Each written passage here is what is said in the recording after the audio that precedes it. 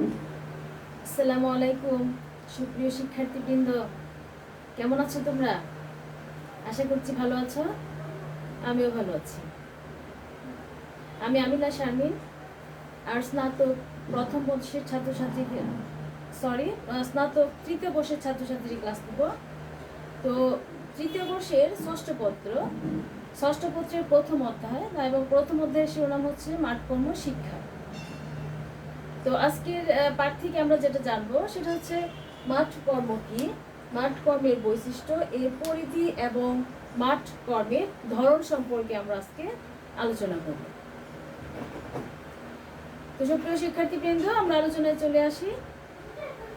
আমরা প্রথমেই জানবো মাঠ কর্ম সম্পর্কে। আমরা সবাই জানি মাঠ কর্মের ইংরেজি শব্দ হচ্ছে ফিল্ড ওয়ার্ক। তো শব্দগত অর্থে মাঠ কর্ম বলতে কর্মসম্পাদনের মাধ্যমে মাঠে করা হয়, অর্থাৎ নির্দিষ্ট সময়ে মাঠ পর্যায়ে অনুশীলনধর্মী কাজকে বলা হয় মাঠ কর্ম।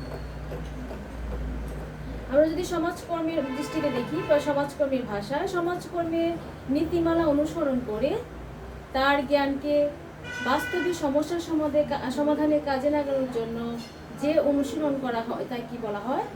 মাঠকর্ম। তো আমরা জানি মাঠকর্ম হচ্ছে একটি অনুশীলনধর্মী শিক্ষা, যা কোনো বিষয়ের বাস্তব জ্ঞান এবং কলা কৌশল মানব কল্যাণে প্রয়োগ করা হয়। তো আমাদের দেশে সমাজকর্ম শিক্ষার উচ্চ পর্যায়ে স্নাতক সম্মান এবং এমএসএস প্রিলিমিনারি এবং এমএসএস শেষ পর্বের শিক্ষার্থীদের জন্য প্রশিক্ষণের ব্যবস্থা করা হয়েছে, যা মাঠকর্ম নামে পরিচিত। অর্থাৎ শিক্ষার্থীরা সমাজকর্ম সম্পর্কে শ্রেণীকক্ষের সমাজকর্মের পদ্ধতি, সমাজকর্মের নীতিমালা, সমাজকর্মের কৌশল, সমাজকর্ম বিষয়ে যে শিক্ষাটা অর্জন করে সেটা মাঠ পর্যায়ে দুজন তত্ত্বাবধায়কের অধীনে যে বাস্তব ক্ষেত্রে প্রয়োগ করে থাকে বা অনুশীলন করে থাকে সেটা কি বলা হয়? মাঠকর্ম।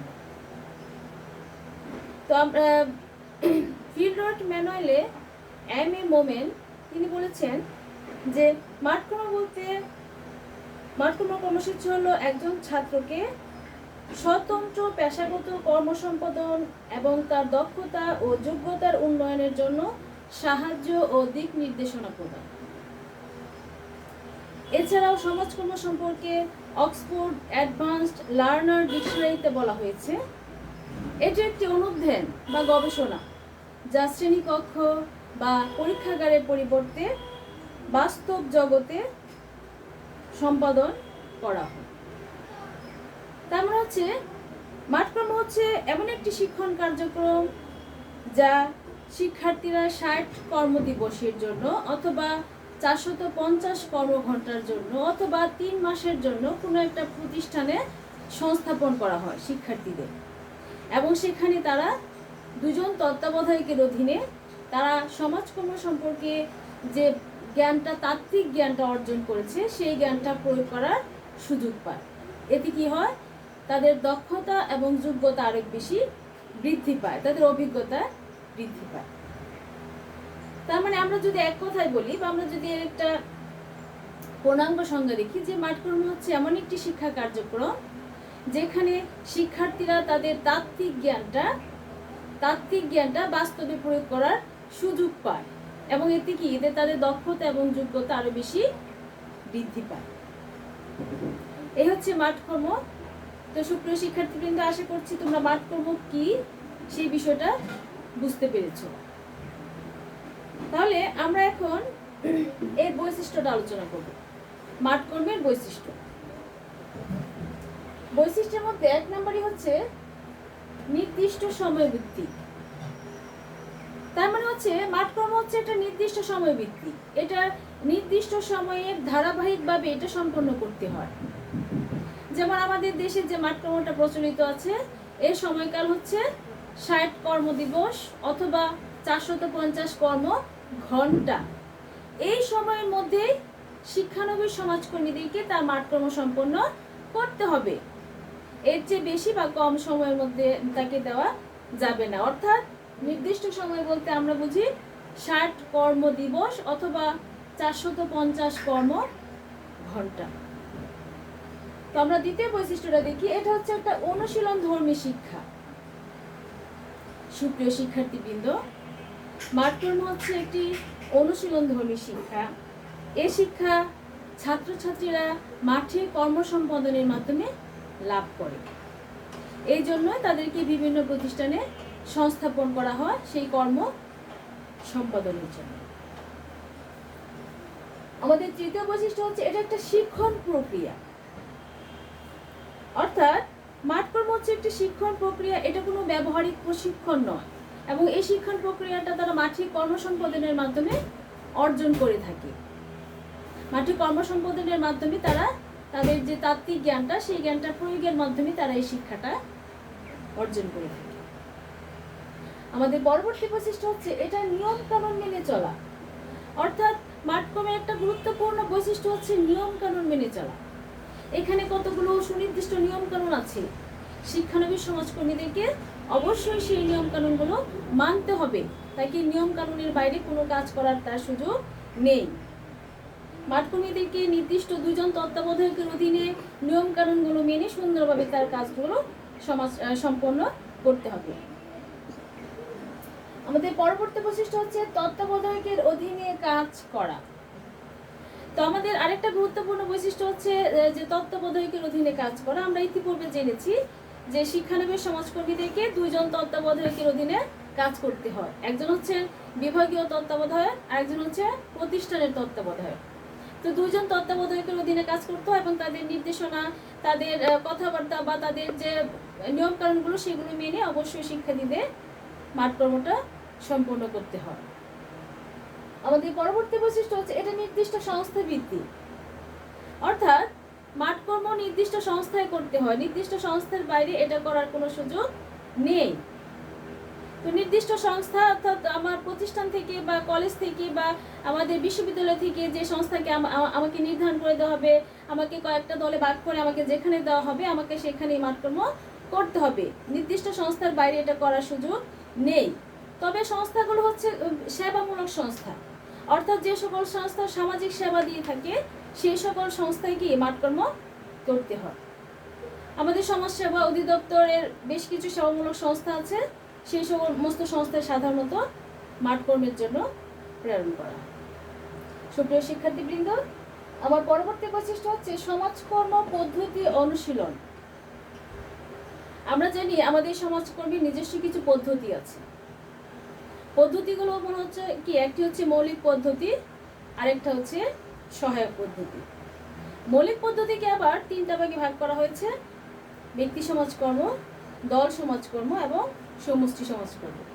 আবার সহায়ক পদ্ধতিকে 3টা ভাগে ভাগ করা হয়েছে: সমাজকর্ম প্রশাসন, সামাজিক গবেষণা এবং সামাজিক কার্যক্রম। তো শিক্ষানবিশ সমাজকর্মীদেরকে অবশ্যই কি সেই পদ্ধতিগুলো, যে তারা যে পদ্ধতি সম্পর্কে বই থেকে তাত্ত্বিক জ্ঞানটা অর্জন করেছে, সেই তাত্ত্বিক জ্ঞানটা মাঠকর্মের মাধ্যমে কি মানুষের সমস্যা সমাধানে প্রয়োগ করে থাকি। তার মানে সমাজকর্মের যে পদ্ধতিগুলো সেগুলো মাঠকর্মের মাধ্যমে প্রয়োগ করে শিক্ষানবিশ সমাজকর্মীরা তাদের জ্ঞানটাকে কি আরো বৃদ্ধি করে, তাদের দক্ষতা আরো বেশি বৃদ্ধি পায়। আমাদের পরবর্তী বৈশিষ্ট্য হচ্ছে সমন্বিত জ্ঞান। তো শ্রেণীকক্ষের জ্ঞানকে কাজে লাগানোর একটা উত্তম কৌশল হচ্ছে বা উত্তম উপায় হচ্ছে মাঠকর্ম। এক্ষেত্রে শ্রেণীকক্ষের সকল জ্ঞানকে কি কাজে লাগানো সম্ভব। এজন্য মাঠকর্মকে বলা হয় একটি সমন্বিত জ্ঞান বা সমন্বিত শিক্ষা। আমাদের পরের বৈশিষ্ট্য হচ্ছে নির্দিষ্ট শ্রেণীর ছাত্রছাত্রীদের জন্য। সুপ্রিয় শিক্ষার্থীবৃন্দ, আমরা ইতিমধ্যে জেনেছি যে এটা সকল শ্রেণীর ছাত্রছাত্রীদের জন্য নয়, এটা কিছু নির্দিষ্ট শ্রেণীর ছাত্রছাত্রীদের জন্যই মাঠকর্মটা প্রযোজ্য। যেমন অনার্স যারা সম্মান ফাইনাল ইয়ার পড়ে অথবা যারা মাস্টার্সে করে, একমাত্র তারাই কি মাঠকর্মটা করার সুযোগ পায়।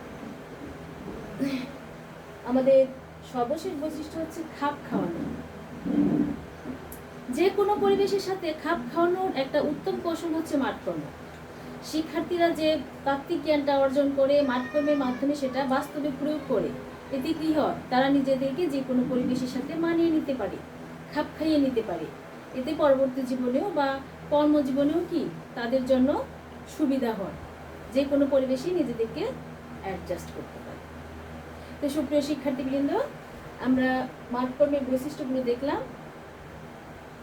আমরা প্রথমে জানলাম মাঠকর্ম সম্পর্কে, তারপর আমরা এর বৈশিষ্ট্যগুলো আলোচনা করেছি। এখন আমরা মাঠকর্মের পরিধিটা একটু জানব, মাঠকর্মের পরিধিটা দেখব। তো মাঠকর্মের পরিধি বলতে আমরা বুঝি যেখানে যেসব ক্ষেত্রে বা যেসব সংস্থায় মাঠকর্ম করা যায়, অর্থাৎ কোথায় কোথায় মাঠকর্মগুলো করা যায়। পরিধি বলতে বোঝায় যে এর পরিধিটা কোন পর্যন্ত। তাহলে আমরা দেখি যে মাঠকর্ম পরিধিটা দেখি যে শিক্ষানবিশ সমাজকর্মীদেরকে কোথায় কোথায় মাঠকর্মের জন্য প্রেরণ করা হয় বা কোথায় কোথায় তারা করতে পারে। এক নম্বরে হচ্ছে শিক্ষা প্রতিষ্ঠান। শিক্ষানবিশ সমাজকর্মীদেরকে শিক্ষা প্রতিষ্ঠানে মাঠকর্মের জন্য প্রেরণ করা হয় বিভিন্ন আনুষ্ঠানিক বা অনানুষ্ঠানিক শিক্ষা কেন্দ্রে। আনুষ্ঠানিক বা অনানুষ্ঠানিক শিক্ষা কেন্দ্রে বা শিক্ষা প্রতিষ্ঠানে মাঠকর্মের সুযোগ রয়েছে। তো আমরা উদাহরণ হিসেবে ইউসিপের কথা বলতে পারি, ইউসিইপি, যার ফুল মিনিং হচ্ছে under privileged children educational programme. অর্থাৎ বাংলাদেশের বিভিন্ন শহরে ছড়িয়ে ছিটিয়ে থাকা অবহেলিত দুস্থ শিশু বা কিশোর কিশোরীদের ভাগ্যের উন্নয়নের জন্য সাধারণত এই শিক্ষা কার্যক্রমটা। তো এখানেও শিক্ষার্থীদের মাঠকর্ম করার সুযোগ রয়েছে। এছাড়াও বিভিন্ন অনানুষ্ঠানিক শিক্ষা প্রতিষ্ঠান বা এনজিও কর্তৃক পরিচালিত বিভিন্ন শিক্ষা প্রতিষ্ঠানেও শিক্ষার্থীদের মাঠকর্ম করার সুযোগ রয়েছে। তো আমরা প্রথমে জানতে বললাম যে শিক্ষা প্রতিষ্ঠানে শিক্ষানবিশ সমাজকর্মীদের মাঠকর্মের জন্য প্রেরণ করা। সংশোধনমূলক কেন্দ্র। আমরা জানি সংশোধনমূলক কেন্দ্রে কিশোর কিশোরী যে কিশোর অপরাধী তাদেরকে সংশোধনের সুযোগ সেখানে রয়েছে। আমরা জানি কিশোর বয়সে বা কিশোরীরা বিভিন্ন কারণে, তাদের বয়স কম হওয়ার কারণে বা বিভিন্ন আবেগের কারণে বিভিন্ন সময় বিভিন্ন অপরাধের সাথে জড়িয়ে পড়ে। যেহেতু তারা না বুঝে বা আবেগের বশে অপরাধের সাথে জড়িয়ে পড়ে, তাই তাদেরকে শাস্তি না দিয়ে সংশোধনের সুযোগ দেওয়ার জন্য সরকার 3টি প্রতিষ্ঠান প্রতিষ্ঠা করেছে সংশোধন কেন্দ্র। সেগুলোর নাম হচ্ছে কিশোর সংশোধন কেন্দ্র। প্রথমে নাম ছিল, পরবর্তীতে নাম পরিবর্তন করে রাখা হয়েছে কিশোরী উন্নয়ন কেন্দ্র। ওই সমস্ত কেন্দ্রে শিক্ষানবিশ সমাজকর্মীদের মাঠকর্মের সুযোগ রয়েছে। এক্ষেত্রে আমাদের দেশে এই ধরনের 3টি প্রতিষ্ঠান রয়েছে বা 3টি সংশোধনাগার রয়েছে। একটি হচ্ছে ঢাকার টঙ্গীতে, সেটি প্রতিষ্ঠিত হয়েছে 1978 সালে। সেটা হচ্ছে কিশোর উন্নয়ন কেন্দ্র এবং এটা হচ্ছে 300 আসন বিশিষ্ট। আর একটা হচ্ছে সেটা প্রতিষ্ঠিত হচ্ছে 1992 সালে এবং সেটা হচ্ছে কিশোর উন্নয়ন কেন্দ্র এবং সেটা হচ্ছে 150 আসন বিশিষ্ট। এবং সর্বশেষ যেটা হয়েছে সেটা হচ্ছে 2002 সালে, সেটা হচ্ছে কিশোরী উন্নয়ন কেন্দ্র। সেটা হচ্ছে গাজীপুর জেলার কোনাবাড়িতে এবং সেটা হচ্ছে 150 আসন বিশিষ্ট। তাহলে এই যে 3টা সংশোধনাগার আছে বা 3টা কিশোর উন্নয়ন কেন্দ্র আছে, সেই সমস্ত কেন্দ্রেও আমাদের শিক্ষানবিশ সমাজকর্মীদের মাঠকর্ম করার সুযোগ রয়েছে। তো শিক্ষার্থীবৃন্দ, আমরা জানতে পারলাম যে শিক্ষা প্রতিষ্ঠান এবং সংশোধনমূলক কেন্দ্রে মাঠকর্ম করা যায়, সেখানে সংস্থাপন করা হয় মাঠকর্মের জন্য। আমাদের 3য় পরিধি হচ্ছে বৃদ্ধ নিবাস। আমরা জানি বৃদ্ধ নিবাসে সাধারণত বৃদ্ধরা থাকেন, সেখানে তাদের বিভিন্ন ধরনের চাহিদা পূরণ করা হয়। বিভিন্ন কারণে বৃদ্ধ মহিলারা বা বৃদ্ধ পুরুষেরা বৃদ্ধ নিবাসে থাকতে হয় বিভিন্ন কারণে। তো সেখানেও শিক্ষার্থীদের মাঠকর্ম করার সুযোগ রয়েছে। আমাদের 4 নম্বরটা হচ্ছে সমষ্টি সেবা।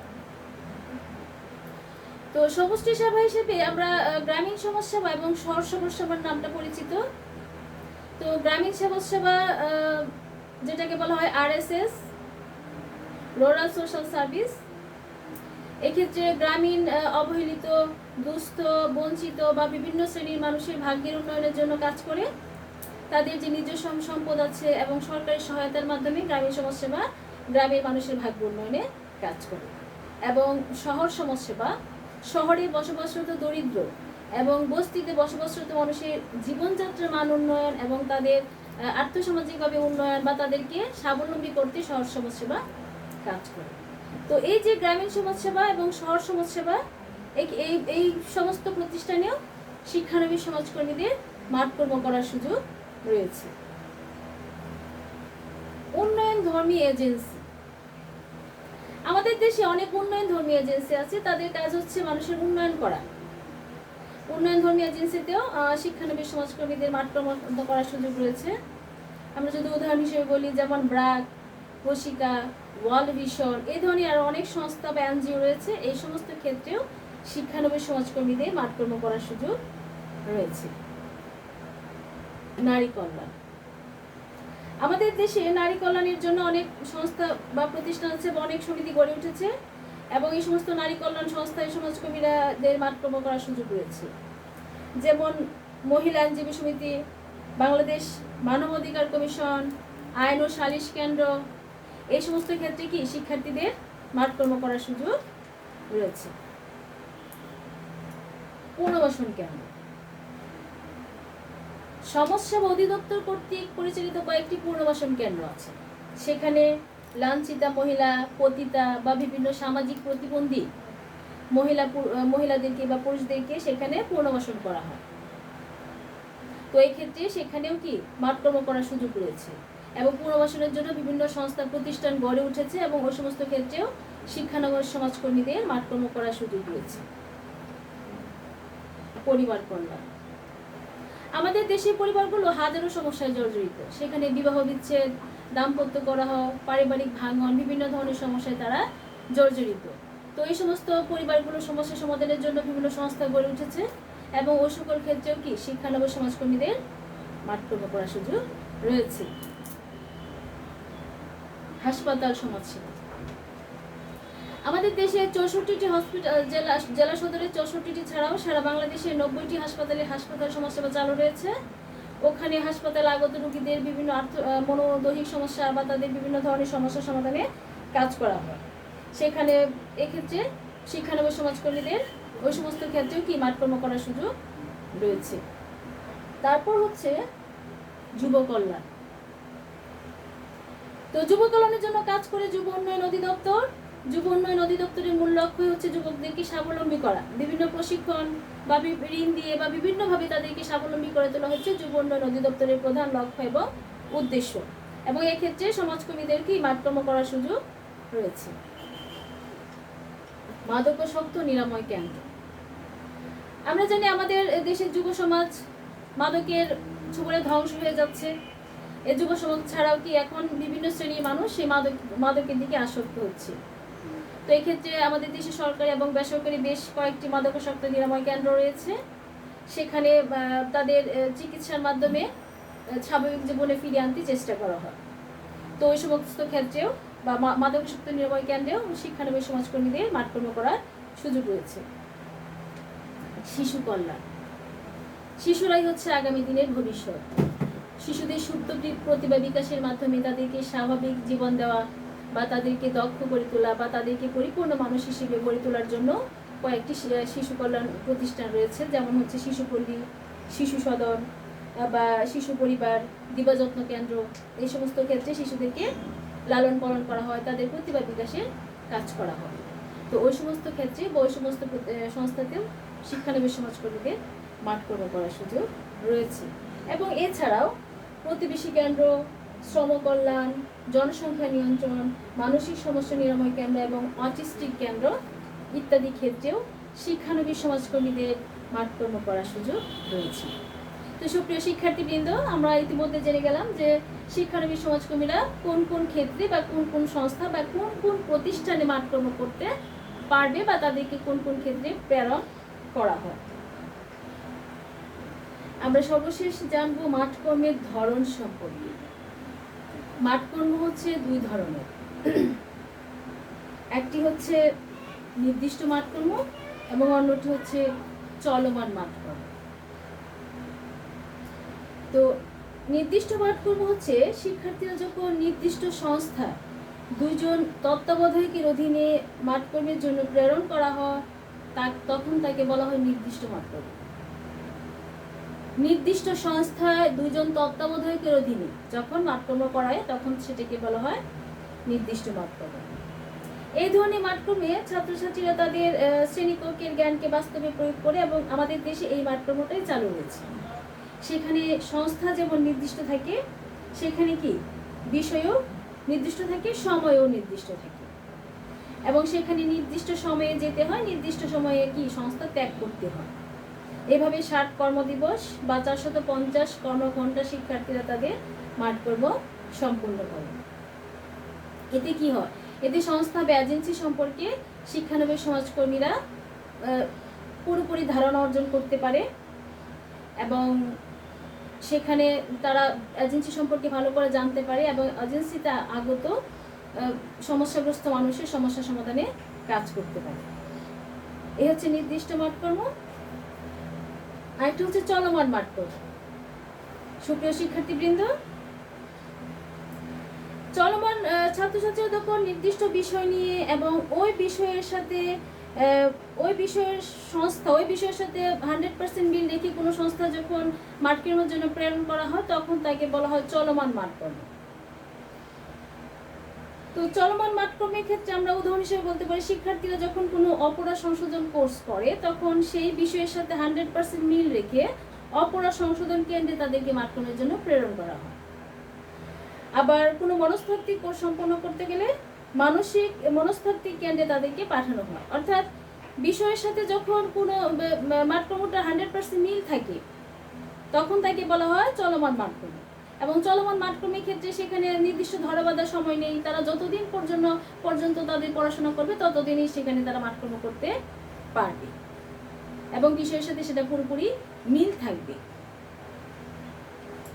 আর নির্দিষ্ট মাঠকর্মের ক্ষেত্রে সেখানে প্রতিষ্ঠানটা বা সংস্থা যে কোনো নির্দিষ্ট হয়, সময়টা নির্দিষ্ট থাকে, সংস্থাটাও নির্দিষ্ট থাকে, এবং নির্দিষ্ট নিয়মকানুনের অধীনে মাঠকর্মটা করতে হয়। তো এই হচ্ছে আমাদের নির্দিষ্ট এবং চলমান মাঠকর্ম। এগুলো সম্পর্কে আরো অনেক জানার আছে। তো আগামী ক্লাসে আমি নির্দিষ্ট চলমান মাঠকর্ম সম্পর্কে আরো বিস্তারিত আলোচনা করব, এদের পার্থক্য বা বৈশিষ্ট্য এগুলো বিস্তারিত আমরা জানব। তো সুপ্রিয় শিক্ষার্থীবৃন্দ, আজকের ক্লাস থেকে আমরা যেটা জানলাম যে মাঠকর্ম কি আমরা জানলাম, মাঠকর্মের বৈশিষ্ট্য জানলাম, মাঠকর্মের পরিধি জানলাম, এবং এর ধরন জানলাম। আগামী ক্লাসে অন্য একটা বিষয় নিয়ে আলোচনা করব। আজ এই পর্যন্তই। তাহলে আজ এই পর্যন্ত। আসসালামু আলাইকুম।